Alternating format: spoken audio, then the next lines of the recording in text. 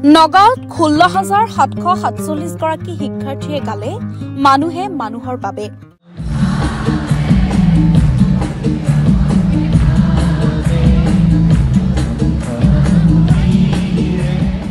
India book of ৰেকৰ্ডছত অন্তৰ্ভুক্ত ভূপেন্দ্ৰৰ কালজয়ী গীতটো।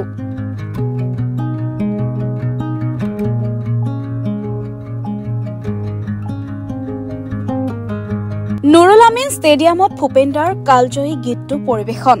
নগাঁও জিলা প্ৰশাসনৰ এই বৃহৎ পদক্ষেপ। ইণ্ডিয়ান বুক অফ ৰেকৰ্ডছত সন্নিৱিষ্ট হ'ল মানুহে মানুহৰ বাবে গীতটো।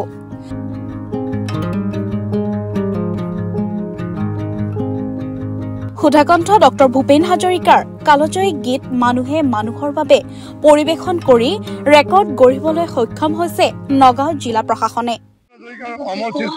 মানুহে মানুহৰ বাবে একেলগে 16,740 গৰাকী শিক্ষাৰ্থীয়ে পৰিৱেশন কৰি এক ইণ্ডিয়া বুক অফ ৰেকৰ্ডক সন্নিৱিষ্ট হ'ল। মই ধন্যবাদ জনাইছো প্ৰতিগৰাকী শিক্ষাৰ্থীক, ধন্যবাদ জনাইছো নগাঁও জিলা প্ৰশাসন, ধন্যবাদ জনাইছো নগাঁওবাসী ৰাইজক, বিশেষ জিলা আয়ুক্ত দেৱাশীষ শৰ্মা ডাঙৰীয়াক। আৰু এই যিটো গৌৰৱ, অসমৰ বাবে গৌৰৱ, আজি এই মুহূৰ্তটো আমাৰ কাৰণে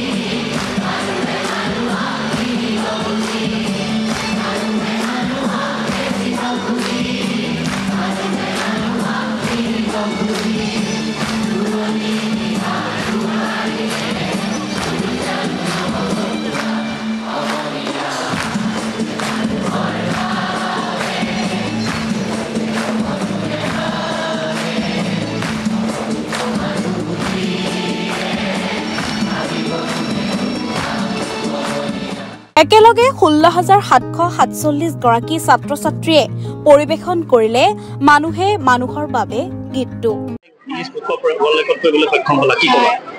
এটা নতুন অভিজ্ঞতা, ভাষালৈ আচলতে কবি ক'বলৈ ইমান বেছি সুখী হৈছো।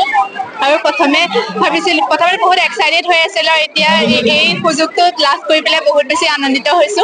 আৰু অনাগত দিনত যাতে এনেকুৱা আৰু সুযোগ আমি লাভ কৰিবলৈ সক্ষম হওঁ তাৰে কামনা জনাইছো। নগাঁও জিলা প্ৰশাসনৰ উদ্যোগত মানুহে মানুহৰ বাবে এই গীতেৰে গঢ়িলে Indian book of records. Almost 17,000 participants from all schools and colleges participated to create a record for India Book of Records. Clapping and singing for Bhupen Hazarika, Dr. Bhupen Hazarika. It was commendable to see so many students participating, singing, clapping. To see their unity and coordination, it was really nice. Very, very nice. Congratulations to all of them. And in the state of Assam. Thank you.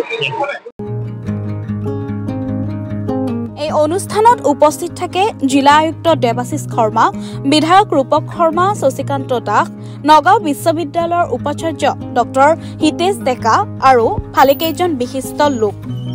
এই অনুষ্ঠানত উপস্থিত থাকে India book of ৰেকৰ্ডছৰ প্ৰতিনিধি সুনিতা কেৰিয়াও। সন্মানীয় বিধায়ক সকলোকে মই বিশেষভাৱে ধন্যবাদ জনাব বিচাৰিছো। আজি তেওঁলোকৰ সহায় সহযোগ নথকা হলে আজি বা তেওঁলোকে সেই উৎসাহ উদ্দীপনা হলে আমি নোৱাৰিলোহেঁতেন। সকলোকে মই ধন্যবাদ জনাইছো। সঁচাকৈ নগাঁৱৰ বাবে এটা ডাঙৰ দিন। আৰু এই বুক অফ ৰেকৰ্ডৰ জৰিয়তে আমাৰ মূল উদ্দেশ্য আছিলে ভূপেন্দ্ৰ ইতিমধ্যে